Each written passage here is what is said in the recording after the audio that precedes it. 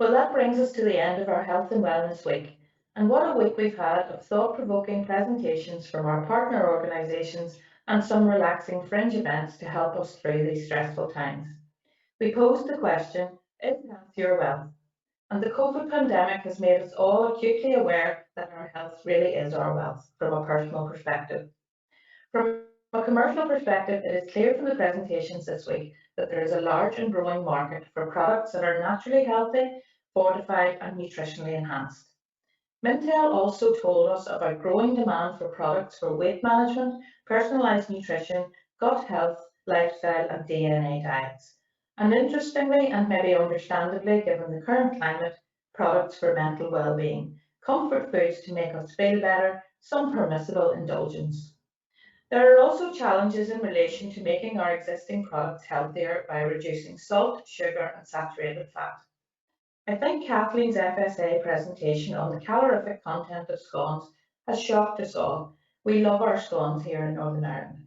However, Danielle's presentation on toasted oats provided hope that it is possible to reformulate, retain and even grow sales and to strengthen core brand values by demonstrating that we are responsible suppliers who care about the quality of the food we supply and care about our consumers, pure natural quality. I joined the Food People's Food Summit on Tuesday this week, as well as our own seminar, and one of the presentations was on purpose. What is the purpose of your brand? How does it make you feel? Successful brands have a clear purpose. Could that be to provide nourishing food, or to provide healthy, sustainable food, or to provide food for fuel? If you know your purpose, then you can be clear in your way forward. ActiSnack is an excellent example of that clarity of purpose. I know some Joes and Jennies, and I can see how ActiSnack meets their needs. Knowing your consumer, giving them a personality, gives you clarity of purpose. In the question and answer session on Monday, Shakofa was asked, what ingredient do you really expect to come to the fore in the next year? I was expecting jackfruit or pea protein or kale or CBD or the artichokes in Charles' background picture. Her answer was mushrooms. This familiar product has come into its own in the growth of plant-based diets with its versatility and firm texture and varying flavours. Something so familiar is now a food hero. Sometimes it's good to look back to see the way forward. On Wednesday, Kantar told us that health is a factor in 28% of food and drink in-home occasions, but it is 54% for convenience and a staggering 78% for enjoyment. So whilst health is a significant reason for purchase, it is far outweighed by convenience and especially enjoyment. With the recession coming, it's also important to note that health is most likely to be adversely affected by declining consumer confidence. ITB's hypotheses were fascinating. Holistic health, affordability, connections, wellness, obesity, sustainability, each one raising the question, how does this affect my food and drink product? Some fascinating examples like night food ice cream to help with sleep, and trust and provenance coming to the fore to address connections and wellness. This should present opportunities for Northern Ireland's award-winning products in the agri-food sector. When Alice from Lumina mentioned Pret, I so wanted a Pret for my lunch, as I have what she described as lunchtime fatigue. I'm sick and tired of my own leek and potato soup, and Drew said he was sick of his omelettes.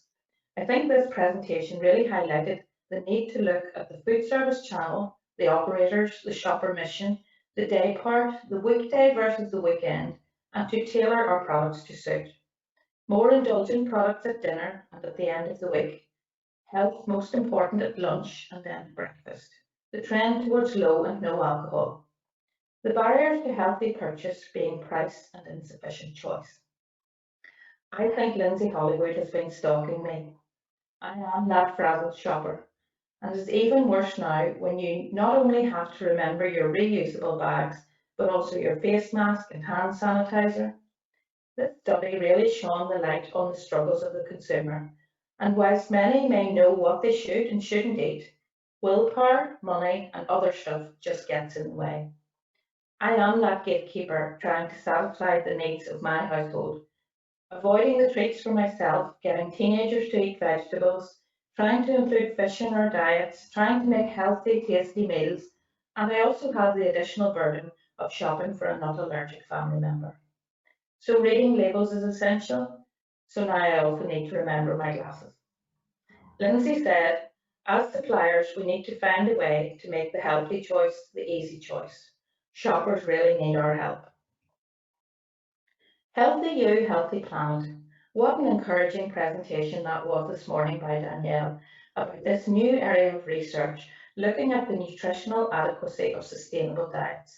And what a great example using Spout Ball, an everyday meal we can all relate to demonstrate how recipe changes can dramatically change the nutritional content of the meal and the impact on the environment. And let's not forget portion control, which I believe has been mentioned in almost every session this week in talking about the healthiness of our food. I like the way Danielle talked about adding positive nutrition into our diets, rather than always talking about what we need to reduce. Remove the bad stuff, but add in the important stuff, like micronutrients and fibre.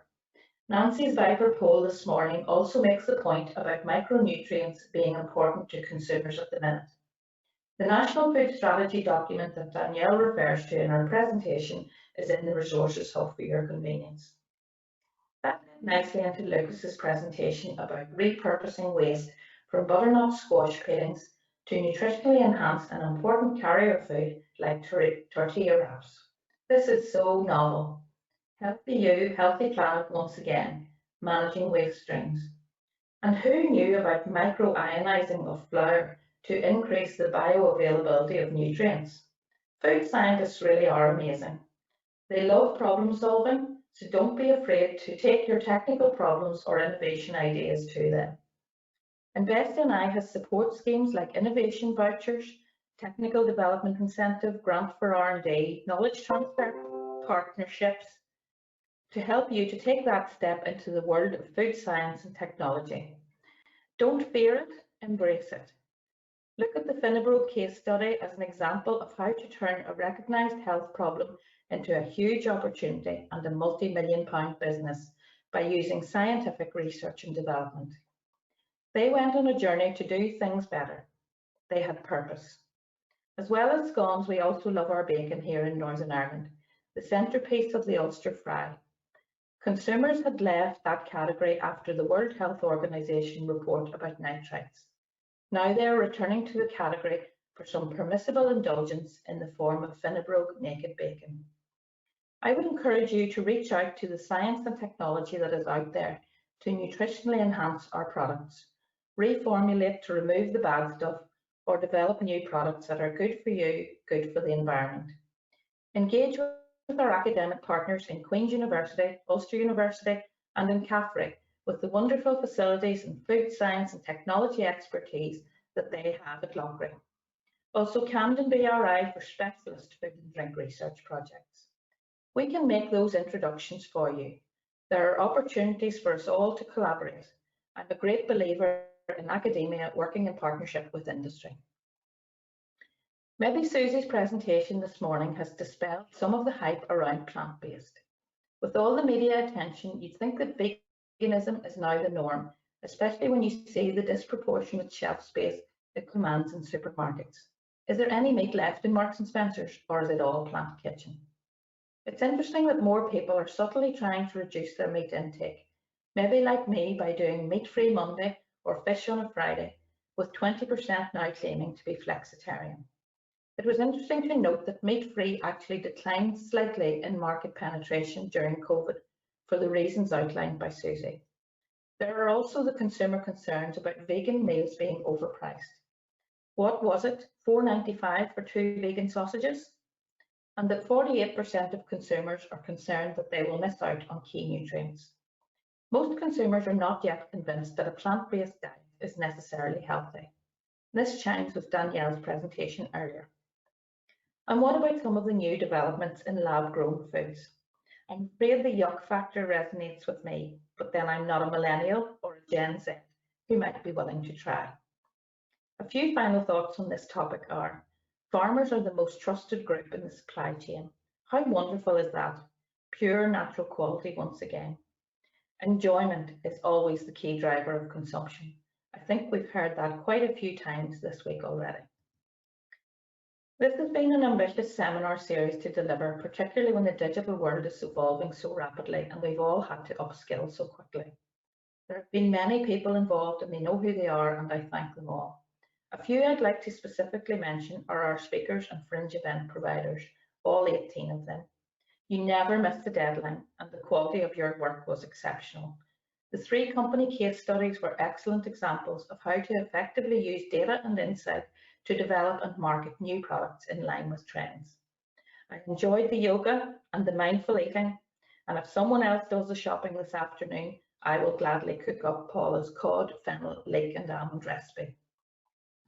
Thank you to all the delegates, I'm delighted to say over 150, for taking time out to attend the sessions in what is a very challenging time for food and drink businesses. I'm glad all the content will be available for you to consult over an extended period. Mark Oliver and the Invest in I Events team and Corinne and Anne in Eventville are my new best friends. You have steered this project calmly and efficiently and is being delivered so professionally on the EventSAIR platform. I thank you for that. My colleagues in the food business development team, Michelle, Drew and Jeff, who chaired the Q&A session so expertly. And not forgetting the consumer insight team itself, Hannah, Nancy and Sinead, who have worked tirelessly with me on planning and developing the format, content and execution of this event over the past few months. Thank you all. Our contact details are on the slide, and our aim this week was to provide you with information and inspiration to make, reformulate and market healthy food and drink products. I hope we have sparked off some thought processes and provided you with some valuable information for your decision making. We are here to support you with your additional specific market intelligence needs, and I hope you can go forward with confidence to make health the why behind the buy. Stay safe this Christmas and have a healthy new year.